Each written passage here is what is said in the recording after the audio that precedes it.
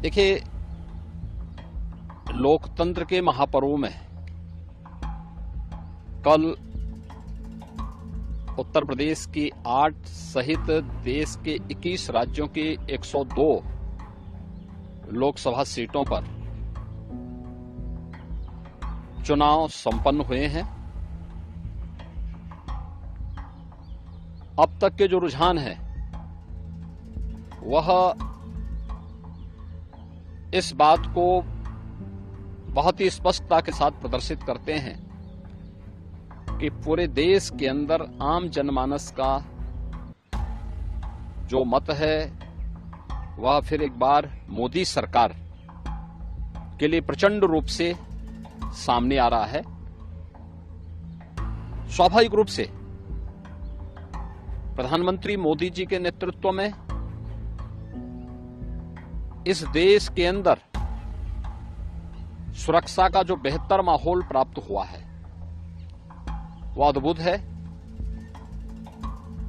अभिनंदनीय भी है। न केवल देश के अंदर बल्कि आधी आबादी तो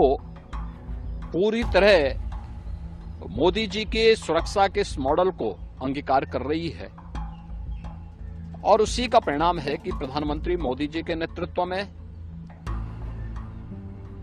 देश के अंदर जहां एक सुरक्षित माहौल के साथ साथ सुशासन का एक मॉडल दुनिया के सामने भारत ने दिया है, वहीं भारतीय जनता पार्टी शासित राज्यों ने भी मोदी जी के नेतृत्व में, उनके मार्गदर्शन में सुरक्षा का एक बेहतर मॉडल देने का कार्य किया है। आपके सामने एक उदाहरण पर्याप्त है। अभी रामनवमी का आयोजन संपन्न हुआ है। भारतीय जनता पार्टी शासित सभी राज्यों में रामनवमी के उत्सव और शोभा यात्राएं सकुशल संपन्न हुई, लेकिन अपनी तुष्टीकरण की नीति के लिए कुख्यात और भारत की सनातन आस्था के लिए वेस्ट बंगाल की टीएमसी की सरकार के कारण वहां पे रामनवमी के जुलूसों पर, शोभा यात्राओं पर हमले हुए हैं। यानी सनातन आस्था को आहत करने की किस हद तक की कुछ चेष्टाएं हो रही हैं, यह एक बार फिर से वहां देखने को प्राप्त हुआ है। हमें नहीं भूलना चाहिए